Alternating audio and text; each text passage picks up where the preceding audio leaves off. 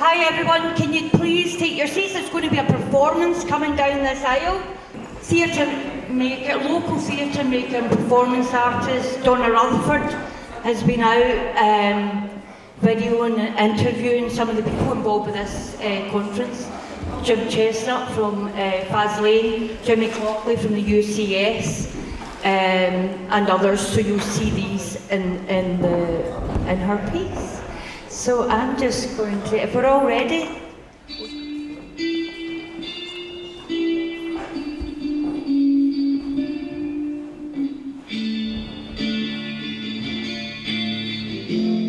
Which side are you on, boys? Which side are you on? Which side are you on, boys? Which side are you on? Which side are you on, boys? Which side are you on?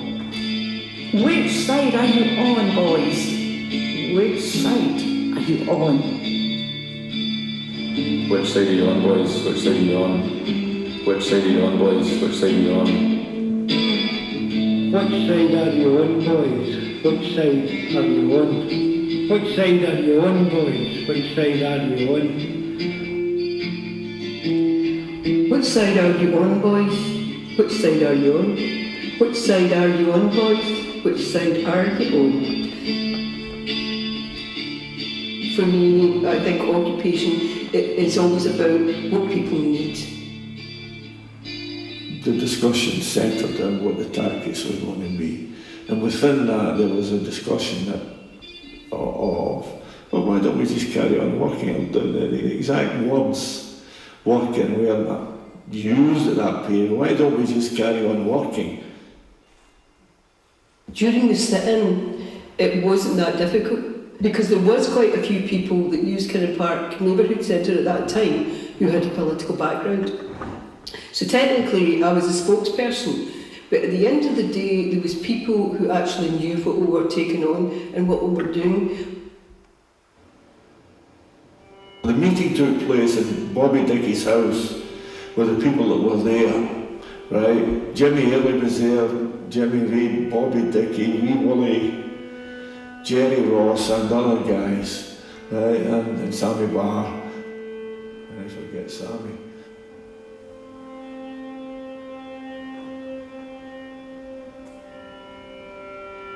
I have a lot of experience with the army that I realised could transfer into what the peace camp is doing, and the peace camp at the time, that was 85 to 95, was probably the most active that the camp had been. They managed to get thousands of people to come up for demonstrations and a whole range of things.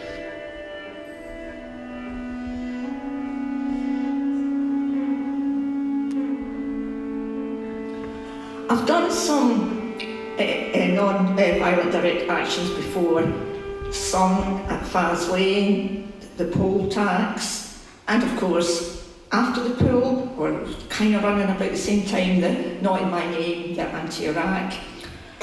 But for me, what I liked about the pool occupation, it wasn't about just feet on the streets. There was much more to it than that.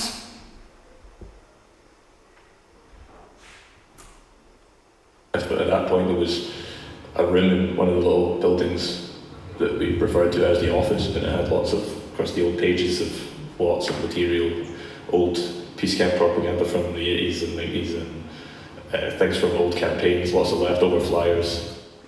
But there was lots of photos and writing of the history, so you know, it's rainy some day and you just like have a rake through some old drawer and find some history. There's loads of stuff in the bus up at the back of the site as well. So you learn a lot from just like pondering over all this material, and a lot from word of mouth. I felt embraced. I started reading more. I started listening to what was going on at the Bothy, because the Bothy at night time there was great conversations and there was concepts I never knew about. So it kind of intrigued me. So I decided I was going to read those books.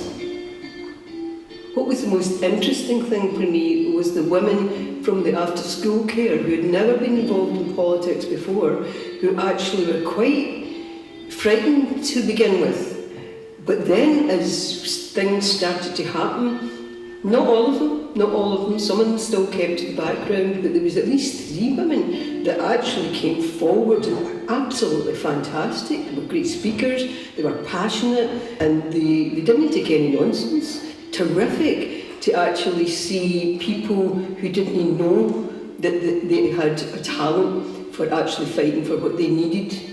And the word is needed, because they needed that after school care.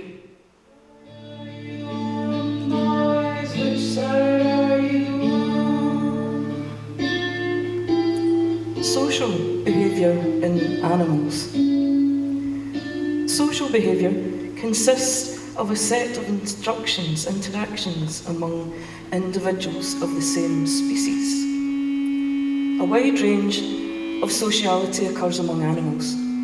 Some animals rarely, if ever, interact with one another, even when it comes to issues of parental care. Examples of relatively asocial animals include mosquitoes and polar bears. Highly social organisms live together in large groups and often cooperate to conduct many tasks. Examples of social groups include packs of wolves and schools of fish. The most highly social animals form tightly knit colonies and include all ants and termites, some bees and wasps, and a few other organisms.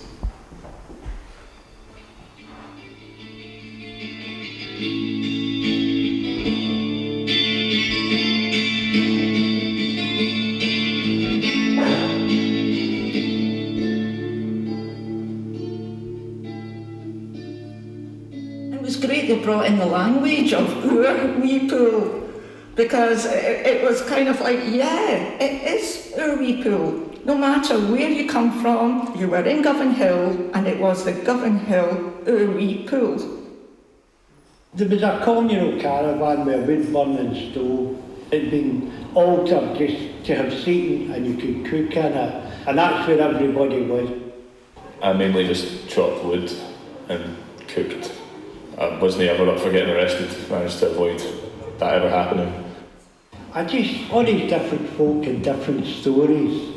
Like these 2 women at Wounded Knee, that was a big Indian thing way back in the 70s where I think it was a massacre, and they went to, I think it was a Sundance, and just explaining that people can actually go and do this and be part of something, and showing a bit of support and kind of solidarity as well. And it just felt, I don't know, this is the place that I should be just now. And I was there for 5 years. And I think that's what the pool had. It had that hearth. Now, at that time, I didn't know about those concepts. I was pretty kind of naive. But now, looking back, I began to see the importance of that type of protest. It's really about bringing people together. Which side are you on, boys? Which side are you on? Which side are you on, boys? Which side are you on? We had some very, very, very slightly edited publicly available MOD information from their own website about some military drills they were doing in Gairloch. We printed this off, pretended to be couriers hired by the MOD, and went around the houses in Gairloch Head and Rue on our bikes giving out this MOD information. Eventually the police found out what we were doing, and they were following us around all the houses and telling people, by the way, they're not really from the MOD, they're just hippies from the peace camp. We got chased by the cops, and then we ended up lugging our bikes across the field and taking a back road back to the camp. That was an unusually creative protest action, I think. Certainly Kinnan Park Complex, in relation to that sit-in, has had a great effect on what happened in the area. We set up what was called the Arts of Regeneration scenario, and what we were saying is we want the arts to actually have an impact in the Greater Govan area. Now, it did. When we started the arts in Govan at first, and sorry for laughing, but this is the truth, and I might have to swear on this one, but you can always edit it out if you don't like it. When we spoke to some of the councillors, to saying, you know, we're going to be doing this, we're going to be doing that, and we're going to bring the arts together, you know, out in the street, being as creative as possible. Don't fucking bring your trendy ideas for the West End out here again, because we're not going to fucking have it. Well, 30 years later, actually, the arts has made quite an impact in Govan, and it's bringing money into Govan that it wouldn't have been getting if we hadn't actually started that.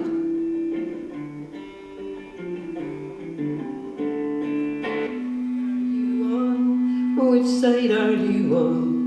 Which side are you on? Which side are you on? Which side are you on?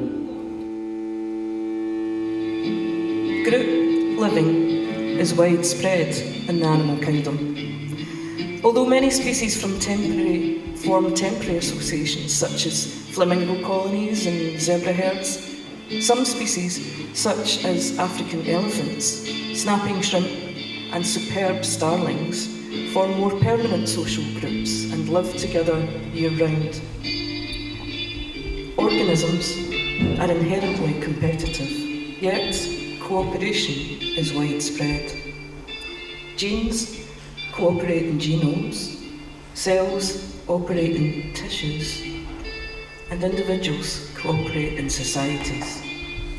Animal societies in which collective action emerges from cooperation among individuals represent extreme social complexity.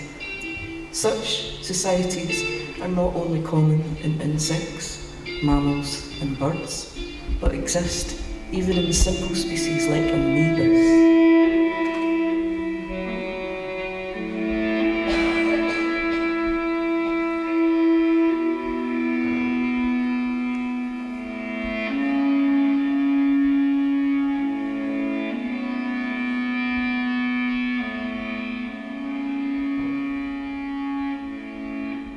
One of the tricks, of many tricks that the government and shipbuilders tried, was the fact that they declared the company was going into liquidation when the government were on holiday. The John Brown's people were still working, so it was a divide tactic. It was only half of the group there. And myself and pal of mine, Davy Torrance, we were in the south of France camping with our wives. We wanted to go home for the campaign because we'd heard about it on the radio in France.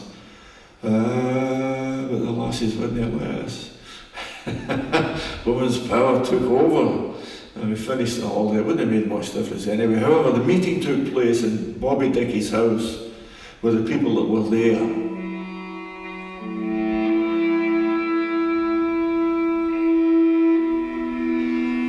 Ask yourself, why did Thatcher close Molesworth Peace Camp, Greenham Common? All the other peace camps were closed down, and some of them quite viciously, yet Faslane wasn't. Why was that left? Different people have different answers. And some of the things that the camp have done, you know, when they get inside a Claris submarine, inside the control tower, I've seen letters that Thatcher had written and she was furious, but still, the peace camp stayed. You're not doing anything important if you didn't have people bugging you. That way you know you're doing something important.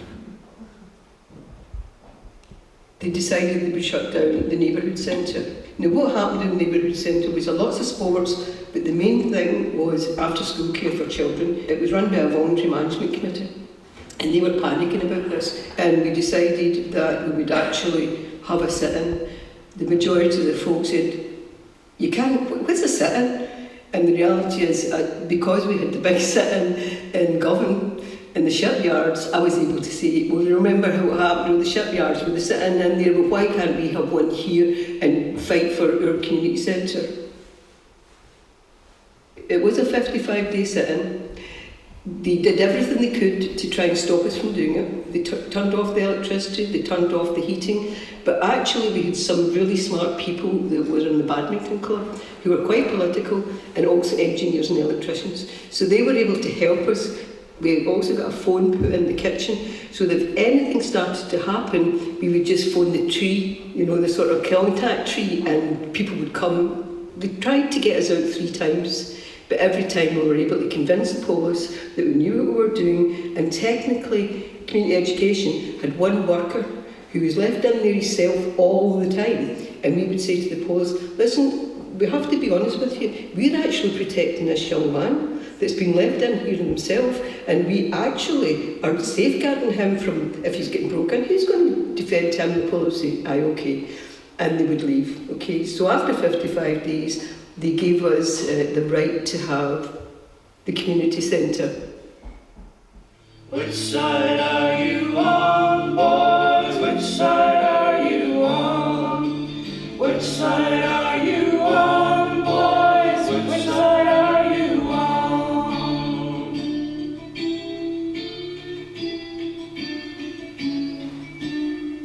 Come all you good workers, good news to you. Whether it's squats or sites, my advice to anyone getting involved is don't neglect your mental health. If you've got a mate's house or your parents or a relative that you can go and visit and stay for a couple of nights every once in a while, go and do it. You don't need to give it absolutely everything because you'll just get burnt out. And there's a lot of mental health issues in a subculture. You can see it everywhere because people don't have a private space to retreat to. I suppose that's why I stopped it all, is because I did it way too hard without that concern for myself.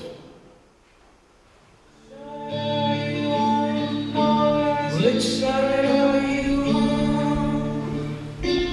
Many social behaviours of animals are adaptive, meaning that being social ultimately increases an animal's reproductive success. One example of how social behaviour is adaptive is aggregation against predators.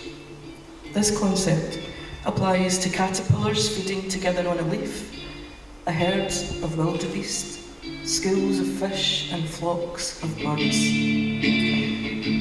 A landscape filled with solitary wildebeest will offer easy pickings for large predators such as lions.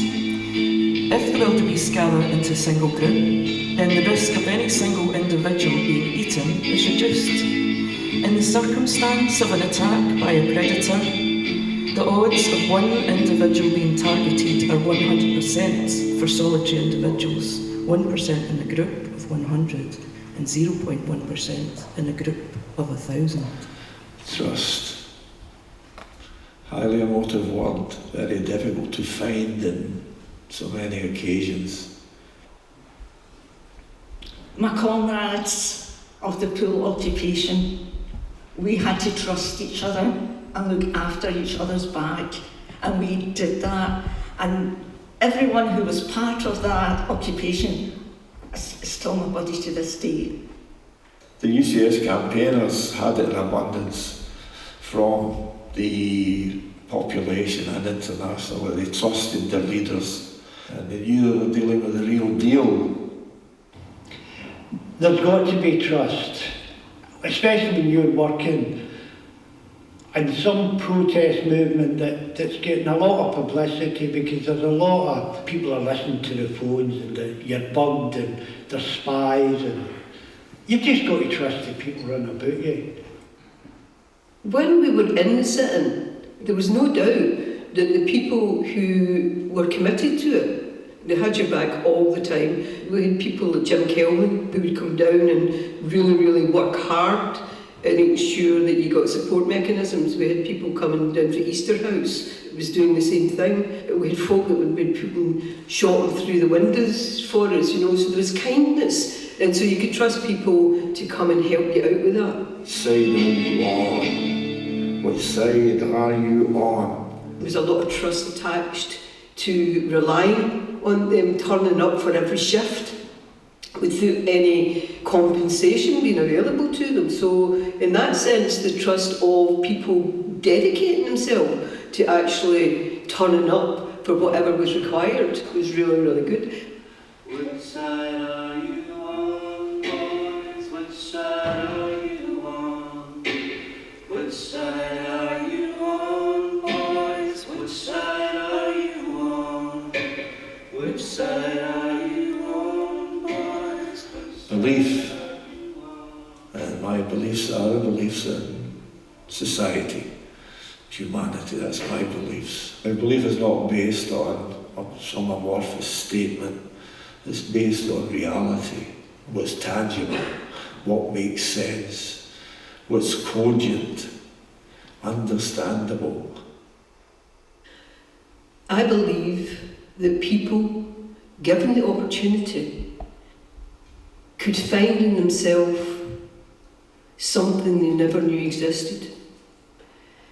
But because of the sort of structure of our societies, an awful lot of people never get the opportunity to even look into themselves because they're actually struggling to survive, both from maybe a mental health point of view or a physical point of view, or being made to feel that they're not worthy of anything, you know. So it's about trying to do things that's about showing them that they can believe in themselves, and that through that belief they can challenge other people's opinion of who they think they are.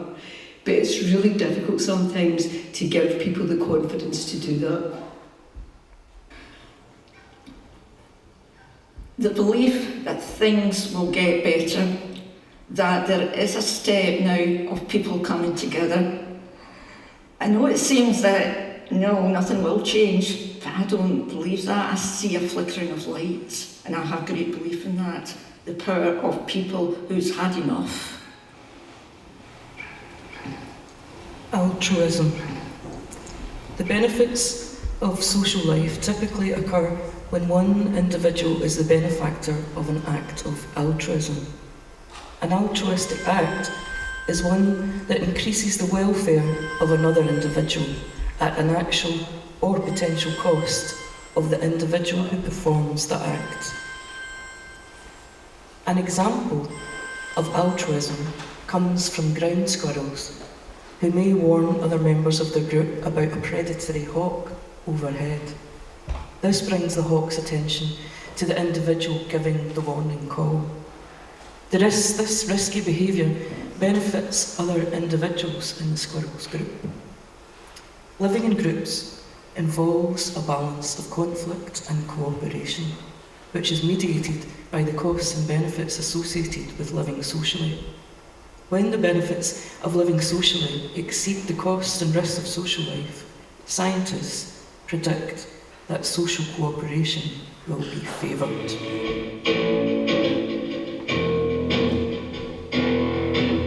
Which side are you on?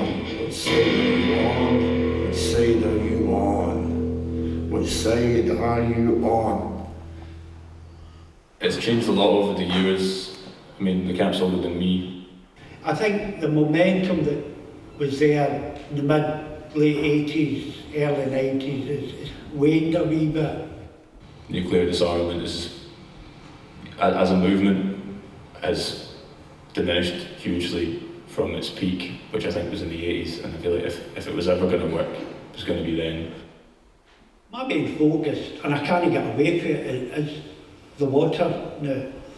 Watch and record nearly every sub that goes in and out. At the end of the peninsula is a tower that lights up when a vessel that's got difficulty manoeuvring, so everybody else keep clearing it. It usually just means a submarine. And where I live, I can actually see it. I can just open my front window and take photographs through there. And I do that, I can't get away from it. And still monitor convoys. Lindsay and Martin has actually taken that building to a place where it now belongs to the community. Now, it's been shut for nearly 2 years now. It's going to be hard and it's going to be changed.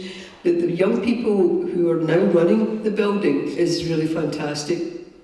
it sounded a lot less at the fringes of society than it is now and has been recently. I don't think everyone was an anarchist back then, whereas pretty much that's the deal now.